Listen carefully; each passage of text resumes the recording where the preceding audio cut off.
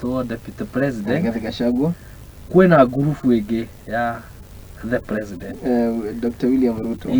Yes. Na gurufu isi sio especially the group that is former president nene ya Rigathi, they are fighting for relevance and for recognition kuri gurufu ino ya president.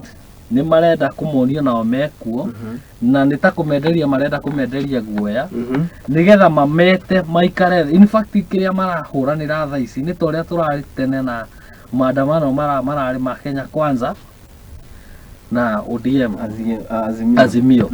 So riu tha ici Kenya ira fight for bipartisan talks maikare thi merane ona ithuĩ tũnengere gĩkĩ ona ithuĩ tũnengere gĩkĩ ona ithuĩ no tũtwa nĩ hinya marathimana guthimana icoka na nĩkĩo ũrona ona matirĩ maraimũkana biũ makaiga atĩrĩrĩ ithuĩ tũhana ũũ rĩ tũgũtongorio nũ.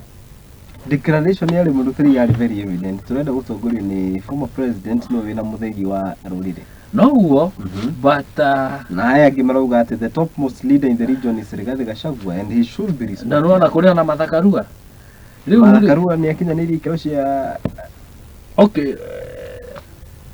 mũtongoria no thamaki umaga na igũrũ na nĩkĩo ndaiga atĩrĩrĩ even Uhuru ndarĩ kuo no ena supporters yake kũrĩa aingĩ mũno but still in a way I started to be guided. Uhuru ndangĩkorwo rĩu atĩ na andũ akoragwo atĩ mĩcemanio ĩrathiĩ ũrĩ muru eho no oramatongoria it will appear nĩ ta DC athiĩte gũtuĩka head